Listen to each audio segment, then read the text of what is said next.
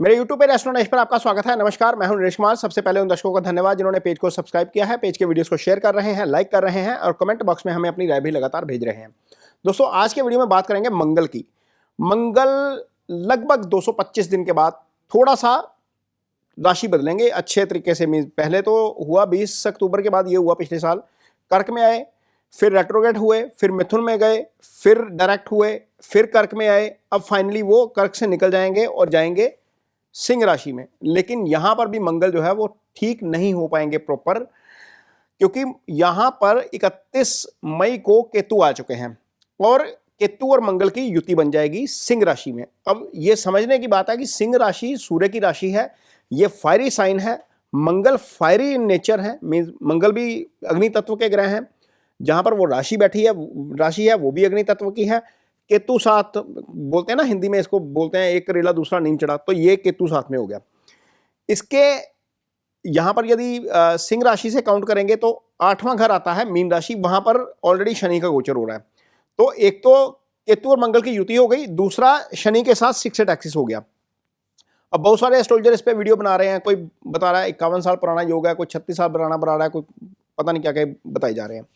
लेकिन 1730 के बाद, मैं 1730 तक ही गया हूं पीछे, इससे मेरी जाने की हिम्मत नहीं हुई। उससे पहले मुझे कोई ऐसा योग नहीं मिला जब सिंह में केतु और मंगल हो और शनि मीन राशि में हो। यानी कि ये सैकड़ों साल पुराना योग है। मीन सैकड़ों साल बाद ऐसा योग बन रहा है कि फायरी साइन में मंगल और केतु आ गए और मीन राशि में शनि आ गए। तो अल्टीमेटली मीन राशि तो पीड़ित हो ही गई। अब इसका असर क्या होगा? ये सिर्फ मीन राशि पीड़ित नहीं हुई है, सिंह राशि भी पीड़ित हो गई।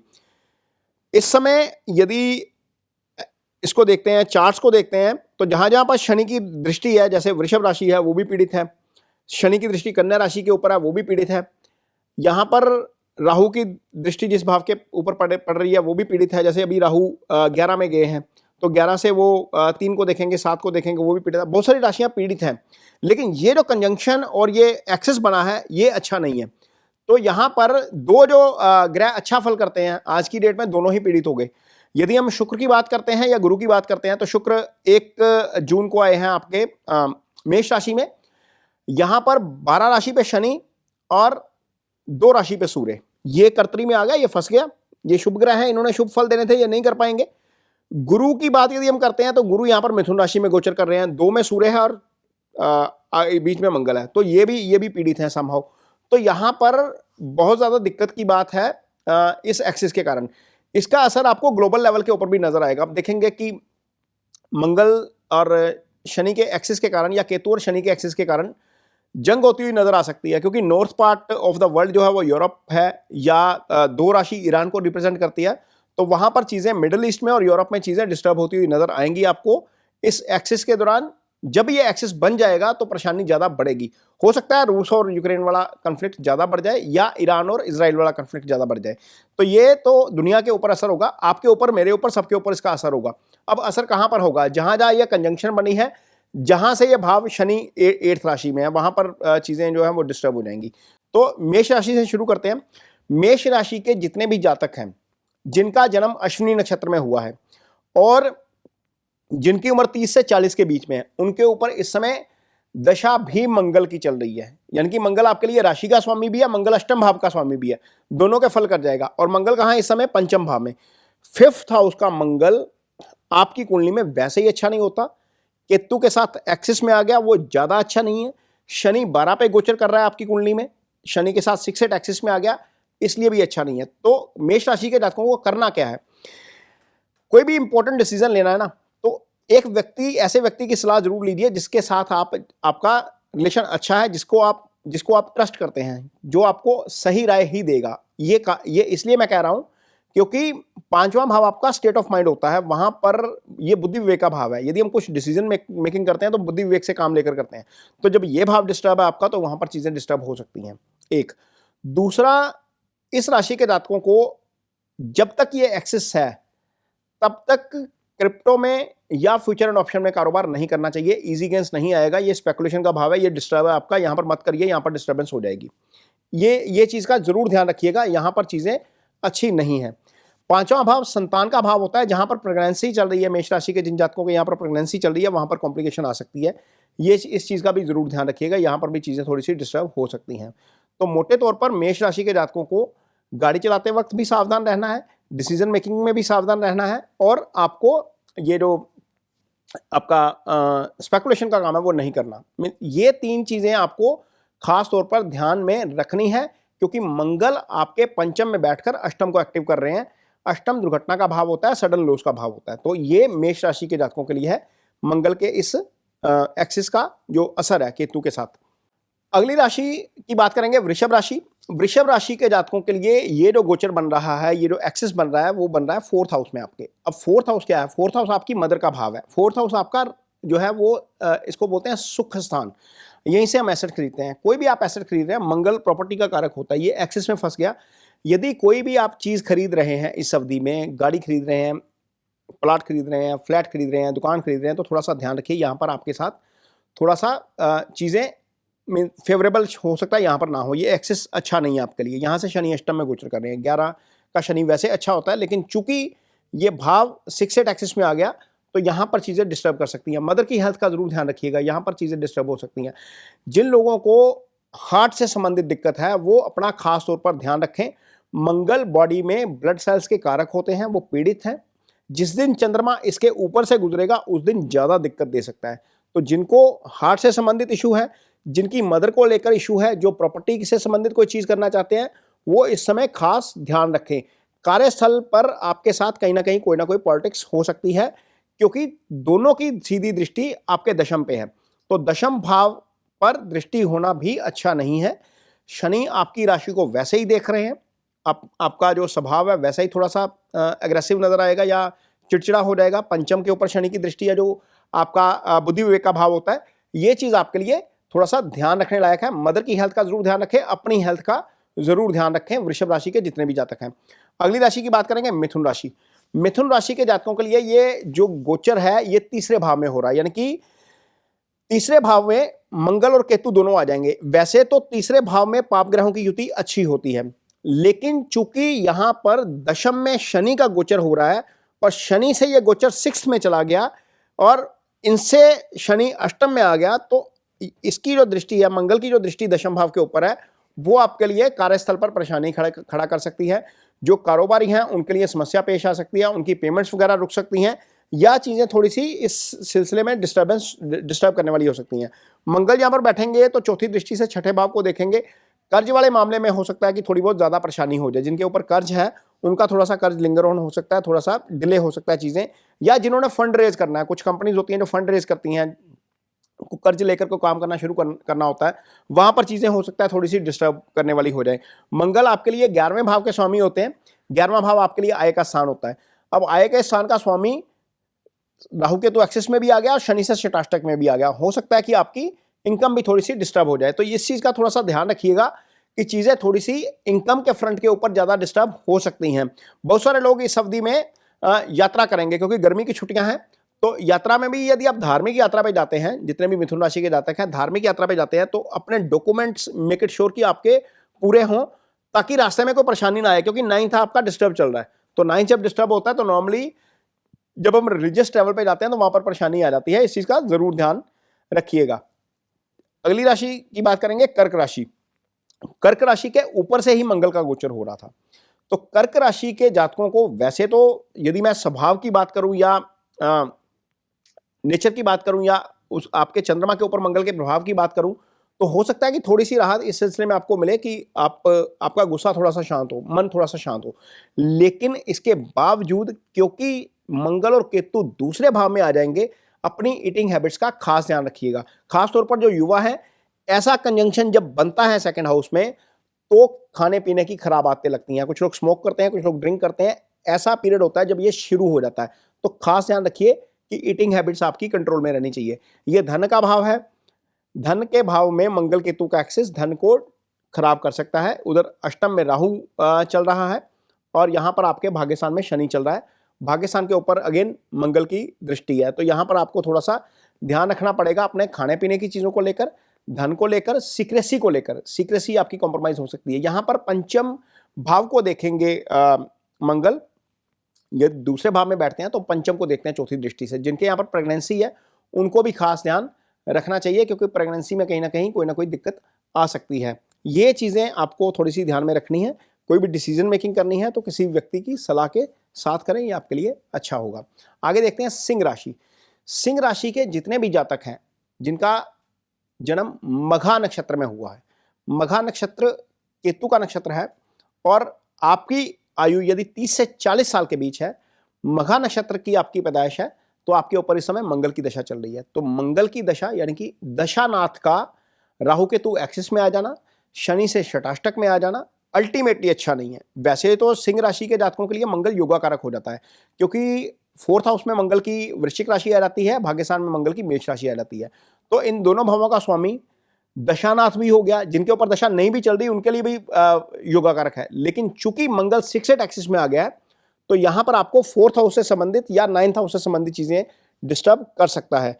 चूंकि यहां पर यह गोचर जो है सिंह राशि के ऊपर से ही हो रहा है, तो यहां पर आपको मानसिक परेशानी ज्यादा दे सकता है, ब्लड से रिलेटेड दिक्कत ज्यादा दे सकता है। आप में एग्रेशन आप थोड़ा सा ज्यादा फील करेंगे। पार्टनर का जरूर ध्यान रखिए। पार्टनर के वाले भाव में इस समय राहु चल रहा है, और आप के यहाँ पर जो सिंह राशि है उसके ऊपर शनि की ढैया भी चल रही है। तो ढैया भी है, षटाष्टक भी है, राहु भी सप्तम में है, 3 ग्रह केंद्र में आ गए हैं आपके। तो ये स्थिति सिचुएशन अच्छी नहीं है। यदि हम सिंह राशि की कुंडली बनाएंगे ना, तो गुरु इस समय 3 राशि पे गोचर कर रहे हैं, तो शुभ प्रभाव नहीं है केंद्र के ऊपर। केंद्र में तीनों नेगेटिव ग्रह आ गए। शुक्र इस समय 1 राशि में है, यहां पर भी शुभ प्रभाव नहीं है केंद्र में। तो जैसे शुक्र 2 पे आएंगे, हो सकता है थोड़ा सा शुभ प्रभाव बढ़े, लेकिन इसके बावजूद 28 जुलाई तक का समय सिंह राशि के जातकों को खास ध्यान रखना चाहिए अपना, ताकि कोई भी दिक्कत ना आए। खासतौर पर अपनी हेल्थ का ध्यान रखिए, अपनी मदर का ध्यान रखिए। प्रॉपर्टी के किसी भी केस में, कोई भी डीलिंग में खास तौर पर विशेष ध्यान रखना पड़ेगा सिंह राशि के जातकों को, क्योंकि ये एक्सिस जो है वो अच्छा नहीं है। आगे बात करेंगे कन्या राशि के जातकों की। कन्या राशि के जातकों के लिए ये गोचर हो रहा है 12वें भाव में। 12वें भाव में मंगल और केतु। सबसे पहले तो जितने भी ट्रेड करते हैं कन्या राशि के जातक, जितने भी शेयर मार्केट में ट्रेड करते हैं, संभल जाइए। इंट्राडे वाले खासतौर पर संभल जाइए। 12वां भाव स्पेकुलेशन का भाव होता है, यहाँ पर मंगल और केतु आ गए, 6ठे में राहु आ गया, तो ये स्थिति अच्छी नहीं है। और शनि यहाँ पर आपके सप्तम में गोचर कर रहा है। सप्तम में गोचर शनि का, मंगल की दृष्टि उसके ऊपर। पार्टनरशिप में जो काम करते हैं वहां पर उनको भी थोड़ा सा ध्यान रखना पड़ेगा। लाइफ पार्टनर की हेल्थ को लेकर भी ध्यान रखना पड़ेगा, क्योंकि यहां पर चीजें थोड़ी सी डिस्टर्ब करने वाली हो सकती हैं। केतु की दृष्टि आपके 4th हाउस के ऊपर पड़ रही है, केंद्र पर नेगेटिव प्रभाव आपके ज्यादा है। इसलिए कन्या राशि के जितने भी जातक हैं, अपने खर्चे, आपको अनएक्सपेक्टेड कुछ ना कुछ खर्चे आ सकते हैं। जिनको डॉक्टर ने कुछ सलाह दी हुई है, किसी को मेडिसिन कंटिन्यू करने की सलाह दी जाती है, किसी को लाइफस्टाइल को मेंटेन करने की सलाह दी जाती है, इसको स्ट्रिक्टली फॉलो करिए, क्योंकि 12वां हॉस्पिटलाइजेशन का भी भाव होता है। तो 12वां हॉस्पिटलाइजेशन का भाव एक्टिव, खर्चे का भाव एक्टिव, मोक्ष का भाव भी 12वां ही होता है। तो यहां पर कन्या राशि के जातकों के लिए जो मंगल है, मंगल वैसे भी अच्छा फल नहीं करते, क्योंकि बुध का लगन है, और बुध के लगन में मंगल का फल अच्छा नहीं होता। क्योंकि यदि बुध के लगन की हम बात करेंगे तो मंगल की एक राशि आ जाएगी आपके अष्टम भाव में, दूसरी आ जाएगी अगेन तीसरे भाव में, तो दोनों ही भाव अशुभ भाव हैं। तो यहाँ पर मंगल जो है वो 12वें भाव में अच्छा फल नहीं ही करेंगे। इस चीज का थोड़ा सा आपको जरूर ध्यान रखना पड़ेगा। अतिरिक्त खर्चे आ सकते हैं। पार्टनर की हेल्थ का ध्यान रखें। बिजनेस पार्टनर के साथ भी अपना रिलेशन जो है वो थोड़ा सा कॉर्डियल रखें, नहीं तो दिक्कत आगे हो सकती है। ये चीज आपको देखनी पड़ेगी यहाँ पर कन्या राशि के जातकों के लिए। तुला राशि के जातकों की आगे बात करेंगे, तो तुला राशि के जातकों के लिए गोचर हो रहा है 11वें भाव में। हालांकि पाप ग्रहों की युति 11वें भाव में अच्छा फल करती है, लेकिन यहां पर शनि 6ठे जा रहा है। तो यहां पर मंगल की दृष्टि केतु शनि के ऊपर जा रही है, जो 6ठे भाव में बैठा है, तो 6ठा भाव आपका पीड़ित हो गया।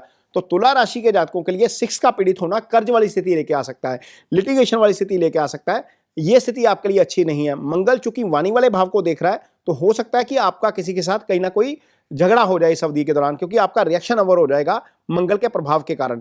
राहु जो है वो इस समय पंचम भाव में गुजर रहा है, तो पंचम का राहु अच्छा नहीं होता वैसे। और पंचम में राहु के आने का मतलब यह है कि आप डिसीजन मेकिंग में थोड़ा सा अपने आप को कंफ्यूज पा सकते हैं, क्योंकि राहु की दृष्टि आपके चंद्रमा के ऊपर है। तो चंद्रमा के ऊपर राहु की दृष्टि, मन वैसे ही कंफ्यूज हो गया, और इधर आपका राहु पंचम में आ गया। तो कोई भी डिसीजन मेकिंग करनी है, ध्यान से करिए। जो लोग रिलेशनशिप में हैं, प्री मैरिटल रिलेशनशिप की मैं बात कर रहा हूं, वहां पर चीजें दिक्कत भरी हो सकती हैं। वहां पर कंफ्यूजन में आप गलत डिसीजन ले सकते हैं। इसलिए अपने पार्टनर के साथ कोई भी बात करनी है, कोशिश करिए कि उसको थोड़ा सा समय दीजिए, उसके ऊपर रिएक्ट मत करिए, नहीं तो चीजें डिस्टर्ब करने वाली हो सकती हैं तुला राशि के जातकों के लिए। आगे देखेंगे वृश्चिक राशि के जातकों की बात करेंगे। तो वृश्चिक राशि के जितने भी जातक हैं उनका स्वामी ही मंगल बनता है, वृश्चिक राशि का स्वामी मंगल है ना। तो वृश्चिक राशि के जातकों के लिए राशि स्वामी का 6 एक्सिस में चले जाना, राहु केतु एक्सिस में चले जाना अच्छा नहीं है, क्योंकि ये एक्सिस बन रहा है आपके 10वें भाव में। 10वें भाव में मंगल और केतु, और हालांकि मंगल 10वें भाव में दिग्बली होता है, लेकिन मंगल का 10वें का गोचर अच्छा नहीं होता, केतु का 10वें का गोचर अच्छा होता है, लेकिन यहां पर शनि आपके पंचम भाव से गुजर रहे हैं और उसके ऊपर शनि की मंगल की दृष्टि पड़ रही है। तो पंचम आप वृश्चिक राशि के जातकों का भी कॉम्प्रोमाइज हो गया। तो जब पंचम कॉम्प्रोमाइज हो गया तो बुद्धि विवेक कॉम्प्रोमाइज हो गया। स्टूडेंट्स के लिए समय थोड़ा सा टफ हो सकता है। जब पंचम जो है वो कॉम्प्रोमाइज होता है तो आपकी डिसीजन मेकिंग की जो थोड़ी सी ताकत है वो कम हो जाती है, क्योंकि आप थोड़ा सा हेस्ट में डिसीजन लेते हैं, जल्दबाजी में डिसीजन लेते हैं। तो कोई भी इंपॉर्टेंट डिसीजन आपने लाइफ को लेकर लेना है तो किसी की सलाह के साथ लीजिए। ऐसा व्यक्ति जो रिलायबल है आपके लिए, उसकी सलाह के साथ लीजिए, ये आपके लिए थोड़ा सा अच्छा रहेगा। कार्यस्थल पर आपके खिलाफ कोई ना कोई माहौल बना सकता है, चीजें डिस्टर्ब हो सकती हैं कार्यस्थल पर। कारोबार यदि आप करते हैं तो वहां पर चीजें थोड़ी सी डिस्टर्ब करने वाली हो सकती हैं। इस चीज को थोड़ा सा खास ध्यान में आपको रखना पड़ेगा वृश्चिक राशि के जातकों को, क्योंकि यहां पर मंगल की दृष्टि आपकी राशि के ऊपर भी पड़ेगी। राशि के स्वामी का वैसे तो राशि को देखना अच्छा होता है, लेकिन चूंकि चंद्रमा को प्रभावित करेगा, अगेन ये ऐसी राशि आ गई जिसके केंद्र में नेगेटिव प्लैनेट आ गई। नेगेटिव प्लैनेट आ गए तो इसका मतलब यह है कि थोड़ा सा डिस्टर्ब ज्यादा हो सकते हैं। मंगल राहु केतु तीनों ही केंद्र में आ गए, इसके ऊपर कोई पॉजिटिव असर नहीं है, तो थोड़ा सा अपना एग्रेशन को काबू में रखना पड़ेगा। केतु की दृष्टि वाणी वाले भाव पर, मंगल की दृष्टि आपके चंद्रमा के ऊपर, तो थोड़ा सा एग्रेशन आपको आ सकता है। इस चीज का थोड़ा सा जरूर ध्यान रखिए, मेडिटेशन करना आपके लिए अच्छा रहेगा। आगे बात करेंगे धनु राशि के जातकों की। तो धनु राशि के जितने भी जातक जिनका जन्म मूला नक्षत्र में हुआ है, आयु 30 से 40 साल के बीच में है, उनके ऊपर इस समय मंगल की दशा चल रही है। धनु राशि के जातकों के लिए भी मंगल अच्छा फल करते हैं, क्योंकि ये गुरु की राशि है। यदि हम धनु राशि का चार्ट बनाते हैं तो मंगल की जो मेष राशि है वो आपके पंचम भाव में आ जाती है, और मंगल की जो वृश्चिक राशि है वो आपके 12वें भाव में आ जाती है। तो मंगल चूंकि पंचमेश है तो अच्छा होता है, लेकिन चूंकि ये गोचर आपके 9th हाउस में हो रहा है, मंगल और केतु का एक्सेस आपके 9th हाउस में हो रहा है, तो ये 9th हाउस का एक्सेस अच्छा नहीं है। यहाँ पर जो लोग मेडिटेशन से जुड़ा हुआ काम करते हैं वहां पर हो सकता है कुछ ना कुछ डिस्टर्बेंस हो। वैसे तो केतु जो है वो मेडिटेशन का कारक ग्रह होता है, 9th हाउस मेडिटेशन का भाव होता है, इसको भाग्यस्थान कहते हैं, लेकिन यहां पर मंगल का आ जाना आपकी मेडिटेशन को डिस्टर्ब कर सकता है। इसके अलावा यदि आप धार्मिक यात्रा पे जाते हैं तो मेक इट श्योर कि आपके डॉक्यूमेंट्स पूरे हों, ताकि आपको कोई रास्ते में दिक्कत ना आए। कुछ चीज़ें जहां पर आप काम करना चाहते हैं, कुछ प्रोजेक्ट्स, वहां पर चीज़ें थोड़ी सी फंस सकती हैं, कुछ अड़ सकती हैं। जिनके घर में प्रेगनेंसी चल रही है, धनु राशि के जितने भी जातक हैं, वो खास तौर पर ध्यान रखें, क्योंकि पंचम पर केतु की दृष्टि है। तो यहां पर मंगल और शनि का जो 6-8 एक्सिस है, या केतु शनि का जो 6-8 एक्सिस है, मंगल केतु की जो युति है धनु राशि के जातकों के लिए खासतौर पर 9th हाउस। इसके अलावा चूंकि धनु राशि के जितने भी जातक हैं उनके ऊपर शनि की ढैया भी चल रही है, तो यहां पर सेकंड जो 4th हाउस है वो कंप्रोमाइज्ड है, यानी कि शनि वहां पर प्लेस्ड है और मंगल की दृष्टि है उसके ऊपर, 8वीं दृष्टि से मंगल उसको देख रहे हैं। तो जब मंगल और शनि दोनों का प्रभाव 4th हाउस के ऊपर है, धनु राशि के जितने भी जातक जिनको हार्ट से रिलेटेड समस्या है, जिनकी मदर को कोई फिजिकल समस्या है, उनको भी थोड़ा सा ध्यान रखना पड़ेगा। यहाँ पर चीजें थोड़ी सी डिस्टर्ब करने वाली हो सकती हैं। यदि प्रॉपर्टी खरीदनी है तो वहां पर भी ध्यान से चीजें देख के करिए, देख परख के करिए। कुछ डॉक्यूमेंटेशन में कहीं ना कहीं गड़बड़ हो सकती है या आपको डिले हो सकता है, इस चीज का आपको खास तौर पर ध्यान रखना पड़ेगा। आगे बात करेंगे मकर राशि के जातकों की। तो मकर राशि के जितने भी जातक हैं मकर राशि के जातकों के लिए पहली बात तो मंगल चल रहा है, ये शनि का लगन है। मंगल यहाँ पर 11वें भाव का स्वामी हो गया एक तो, और यहाँ पर मंगल यदि हम बात करते हैं एक 11वें भाव के स्वामी हो जाएंगे और एक आपके 4th हाउस के लॉर्ड हो जाएंगे। 4th हाउस में आपकी मेष राशि आ जाएगी। लेकिन ये जो एक्सिस बना है आपका, ये एक्सिस अच्छा नहीं है, क्योंकि शनि लगन का स्वामी है, वो राशि का स्वामी है। मंगल और शनि 6-8 एक्सिस पे आ गए। यहां पर एक्सिस कहां बना है? 8th हाउस में। 8th हाउस क्या है? 8th हाउस आपकी दुर्घटना का भाव है, एक्सीडेंट का भाव है, सडन लॉस का भाव है। जो परमानेंट लॉस होता है वो 8वें भाव से आता है। तो यहां पर सबसे पहले तो गाड़ी धीमे चलाएंगे। जितने भी लोग मशीन पे काम करते हैं, जितने भी लोग हाइट पे चढ़ के काम करते हैं, उनको खास तौर पर अपना ध्यान रखना पड़ेगा। ये भाव आपका एक्सीडेंट वाला भाव है। अपने पासवर्ड, जितने भी आपके फाइनेंशियल पासवर्ड्स हैं, चाहे वो पेटीएम का है, गूगल पे का है, बैंक का है, इंटरनेट बैंकिंग का है, फाइनेंशियल डील्स का है, सारे पासवर्ड मेक इट श्योर कि उसको बार बार चेंज करते रहें, ताकि आपकी जो है वो उसमें सेंध ना लगे, पैसे में सेंध ना लगे। क्योंकि अष्टम सीक्रेसी का भाव भी होता है, सीक्रेसी आपकी लीक हो सकती है। और यहां पर चूंकि राहु दूसरे भाव में है, धन का भाव है, वहां पर राहु आपका नुकसान करवा सकते हैं। तीसरा भाव यहां पर आपके शनि बैठे हुए हैं और लग्नेश होकर शनि का तीसरे भाव में बैठना अच्छा है, लेकिन मंगल की दृष्टि उसके ऊपर होना अच्छा नहीं है। तो आपके राइट शोल्डर को लेकर खासतौर पर ध्यान रखिए। जिनको सर्वाइकल की समस्या है, ये समस्या बढ़ सकती है। छोटे भाई के साथ यदि कोई समस्या है तो उसको जल्दी करिए, कोशिश करिए कि उसको सॉर्ट आउट किया जाए, क्योंकि यहाँ पर जब तक ये एक्सिस है मंगल शनि का, ये आपको छोटे भाई के साथ आपका जो है वो विवाद करवा सकता है, मनमुटाव आपका बढ़वा सकता है। अगली राशि की बात करेंगे, वो है कुंभ राशि। कुंभ राशि के जातकों के लिए शनि अगेन लग्नेश है, राशि के स्वामी है, और राशि के स्वामी का 6-8 एक्सिस में जाना अच्छा नहीं है। यहाँ पर यदि हम मेष राशि इसकी कुंडली बनाएंगे आपकी कुंभ राशि की, तो सप्तम में ये गोचर आ जाएगा आपके। राहु आपके राशि के ऊपर से गोचर कर रहे हैं, मंगल केतु सप्तम में आ गए, तो पहले तो लाइफ पार्टनर के लिए अच्छा नहीं है, बिजनेस पार्टनर के लिए अच्छा नहीं है। दूसरा, शनि खुद आपके धन भाव के ऊपर गोचर कर रहे हैं। राशि स्वामी का धन भाव के ऊपर गोचर करना वैसे अच्छा है, पैसे देने वाला होता है, लेकिन चूंकि मंगल की दृष्टि उसके ऊपर आ गई, तो वो ग्रह भाव जो है वो 2 पाप ग्रहों के प्रभाव में आ गया, तो निश्चित तौर पर धन की हानि करवा सकता है, कुटुंब के बीच समस्या पैदा करवा सकता है, लाइफ पार्टनर के साथ समस्या हो सकती है, बिजनेस पार्टनर के साथ समस्या पैदा हो सकती है। तो ये चीजें थोड़ी सी ध्यान में रखनी पड़ेगी। चूंकि राहु आपकी राशि के ऊपर से है, वैसे भी ये ओवर थिंकिंग देगा, और ओवर थिंकिंग में आप अजम्पशन पे रिएक्शन कर जाओगे, यानी कि कुछ हुआ नहीं है, कल्पना के ऊपर ही आप रिएक्ट कर जाओगे। तो कल्पना के ऊपर रिएक्ट करोगे तो चीजें थोड़ी सी ज्यादा खराब हो सकती हैं। तो कुंभ राशि के जातकों को थोड़ा सा काल्पनिक होने से बचना होगा और रिएक्शन देने से बचना होगा। ये कुंभ राशि के जातकों के लिए रहेगा इस एक्सिस का असर। अगली राशि और आखिरी राशि जो है वो है आपकी मीन राशि। मीन राशि के ऊपर से इस समय शनि का गोचर हो रहा है, और शनि का गोचर मीन राशि से, और नीचे छठे भाव में मंगल केतु। वैसे पाप ग्रहों की युति या पाप ग्रहों का गोचर छठे भाव में अच्छा होता है, लेकिन चूंकि यह पाप ग्रह आपकी राशि को भी देख रहा है, तो राशि आपकी ऑलरेडी पीड़ित होगी। जैसा हमने वीडियो के शुरू में शेयर किया कि मीन राशि पीड़ित है। मीन राशि के ऊपर से शनि है, शनि की 7.5 की दूसरी ढैया है, ऊपर से मंगल केतु 6-8 एक्सिस में आ गया, राहु आपके 12 चला गया, तो 12वां भाव भी एक्टिव हो गया, छठा भी एक्टिव हो गया, शनि तो चंद्रमा के ऊपर से चल ही रहा है। सबसे पहले तो आप अपनी मानसिक हेल्थ का ध्यान रखें, थोड़ी सी मेडिटेशन करें, आपके लिए अच्छा है। एग्रेशन आपको आ सकता है, थोड़ा सा चिड़चिड़ापन आ सकता है, कुछ चीजें उम्मीद के मुताबिक नहीं होंगी, उसके ऊपर आपका ओवर एक्शन हो सकता है। तो आपको थोड़ा सा ध्यान रखना पड़ेगा अपनी हेल्थ को लेकर, खासतौर पर अपनी मानसिक हेल्थ को लेकर। राहु की दृष्टि 4th हाउस के ऊपर है, मदर की हेल्थ को लेकर भी थोड़ा सा कंसर्न हो सकता है, और कारोबार को भी आपका थोड़ा सा असर इसका पड़ सकता है। इसका रीजन ये है कि शनि जब आपकी राशि के ऊपर है तो 10वीं दृष्टि आपके दशम भाव के ऊपर है। इधर जो मंगल केतु का एक्सिस बना हुआ है 6-8 एक्सिस में, केतु की दृष्टि भी आपके दशम भाव के ऊपर है। इसका मतलब यह है कि 9 राशि जो है, हालांकि 3 राशि के ऊपर गुरु बैठे हैं, वो भी दशम भाव को देख रहे हैं, लेकिन 2 मैलेफिक प्लैनेट का असर आपके कारोबार के भाव के ऊपर है, आपकी जॉब के भाव के ऊपर है। तो लिहाजा मीन राशि के जितने भी जातक हैं, उनको कारोबार से संबंधित समस्या भी हो सकती है, मानसिक और फिजिकल समस्या भी हो सकती है। तो यहां पर इन चीजों का ध्यान आपको जरूर रखना पड़ेगा। तो ये तो हो गया राशियों के ऊपर प्रभाव। अब इसका असर यदि हो रहा है तो इसको कम कैसे कर सकते हैं? तो सबसे पहले तो मंगल की रेमेडी करेंगे। मंगल चूंकि ज्यादा पीड़ा में है, शनि की रेमेडीज, कुछ राशियों के ऊपर शनि चल रहा है, ढैया चल रही है, 7.5 ही चल रही है, वो शनि की अपनी रेमेडीज जो है वो कंटिन्यू रखेंगे, लेकिन मंगल की रेमेडीज साथ में करेंगे। और मंगल की रेमेडी के तौर पर आप जो है वो मंगल का जो बीज मंत्र है, ओम अंग अंगारकाय नमः है, इस बीज मंत्र का जप कर सकते हैं। इसके अलावा आप मंगल से संबंधित दान कर सकते हैं। मंगल का दान क्या होता है? जो मसूर की दाल होती है संतरी रंग की, जिसको ऑरेंज कलर की दाल बोलते हैं, वो आप डोनेट कर सकते हैं, मंत्रास कर सकते हैं। इसके अलावा मंगल के लिए आप रेड कलर के फूल दान कर सकते हैं, रेड कलर का कपड़ा दान कर सकते हैं।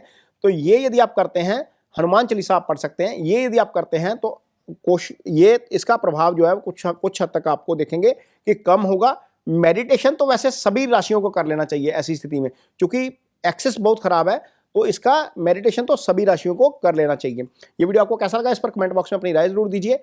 यदि ये वीडियो अच्छा लगे तो इसे शेयर जरूर करिए, पेज को सब्सक्राइब जरूर करिए। इसके साथ ही मुझे दीजिए इजाजत। नमस्कार।